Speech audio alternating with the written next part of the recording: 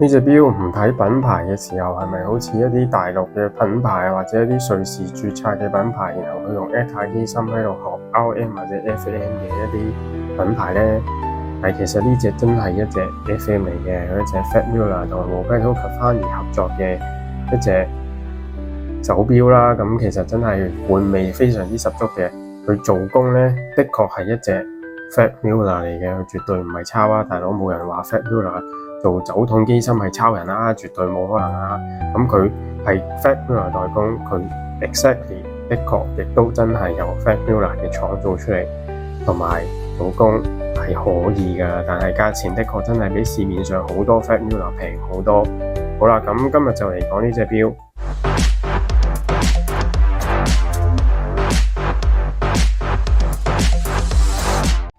好，講返簡單嘅 spec 先啦。咁呢度就係50mm，咁呢度就42mm，咁厚度咧唔算厚㗎，11mm 嘅啫。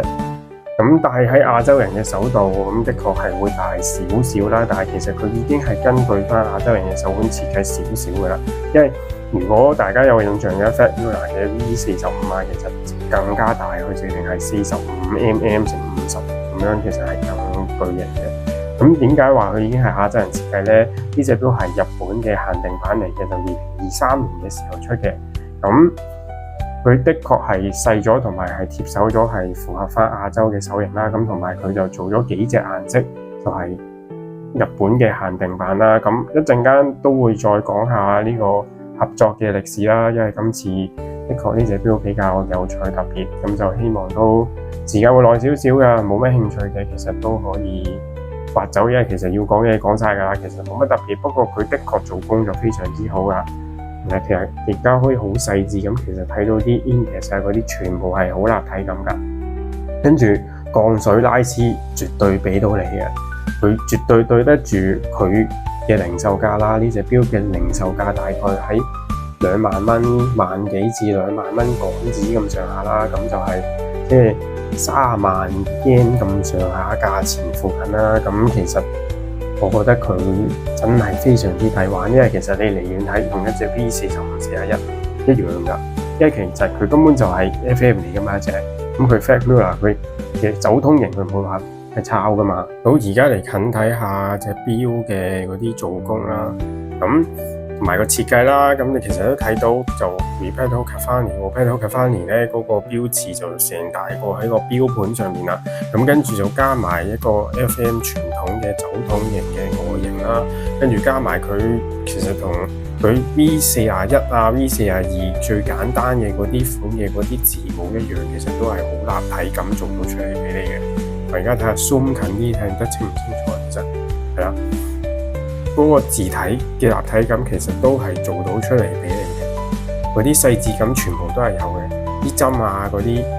都係一樣，其實同 Fat Muller 佢自己本身嘅嗰啲係都係做得好好嘅。其實個做工係跟住啲 index 啊，同埋佢亦都係有夜光嘅，佢都係 super luminous 嘅，所以其實全部字一樣都係有夜光嘅功能。咁側邊啦，佢個殼嘅拉絲打磨啦，都係俾到你嘅。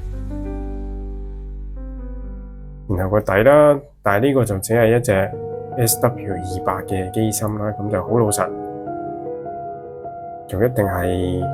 差啲㗎啦。咁你冇辦法啦，你始終咁嘅價錢冇可能用俾到 FM 嘅機芯嚟㗎嘛。FM 嘅機芯淨係佢自己嘅機芯都講真，可能要幾皮嘢啦，係咪先？冇可能咁嘅價錢俾到你嘅。咁但係有一樣嘢好咯，始終佢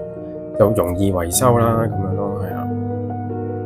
咁機芯打磨都冇㗎啦，咁就膠帶啦，其實膠帶質感都好嘅，但係個扣就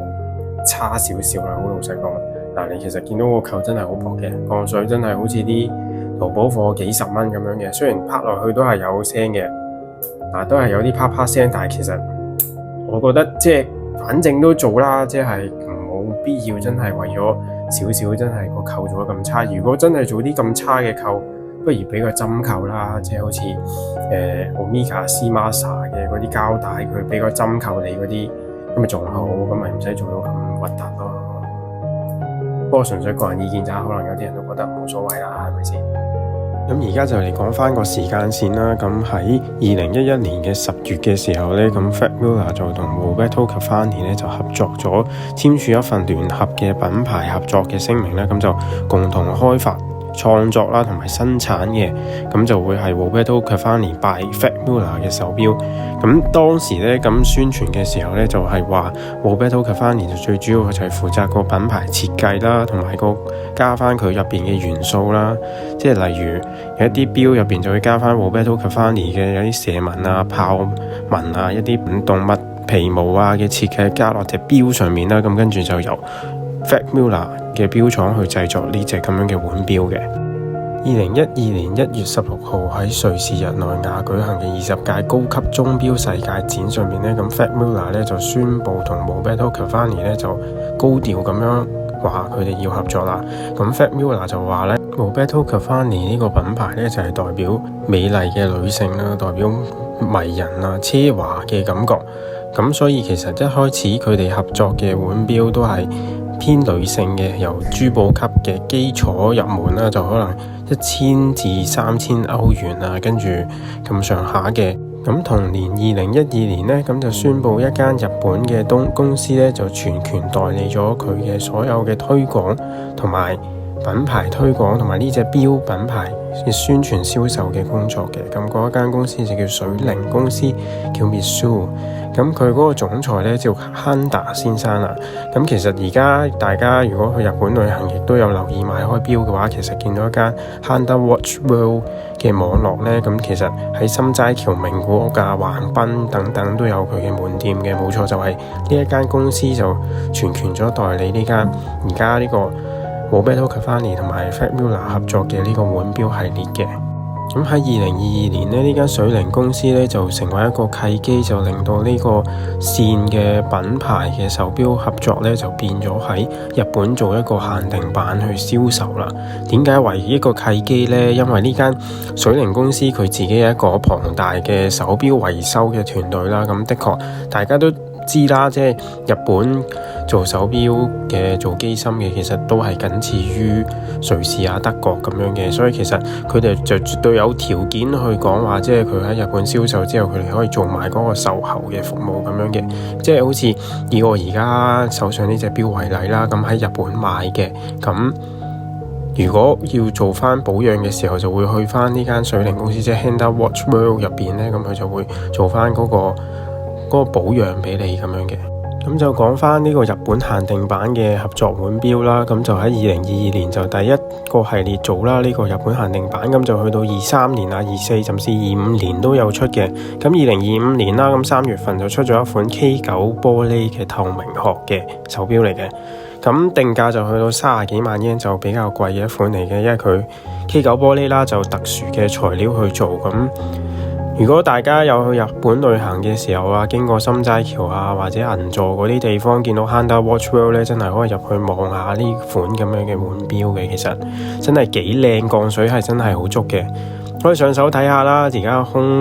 憑空講俾你哋聽，其實都唔知道佢嗰個有幾靚，其實我都會盡量打到啲燈好靚咁樣，影到最真實嘅狀況俾大家睇㗎啦。咁都希望分享多啲唔同小眾嘅錶啊，好玩嘅錶，咁就大家可以留意下啦。咁其實真係幾抵玩㗎，講緊真係1萬幾千蚊就可以㗎。如果都覺得貴嘅話，可以留意下啲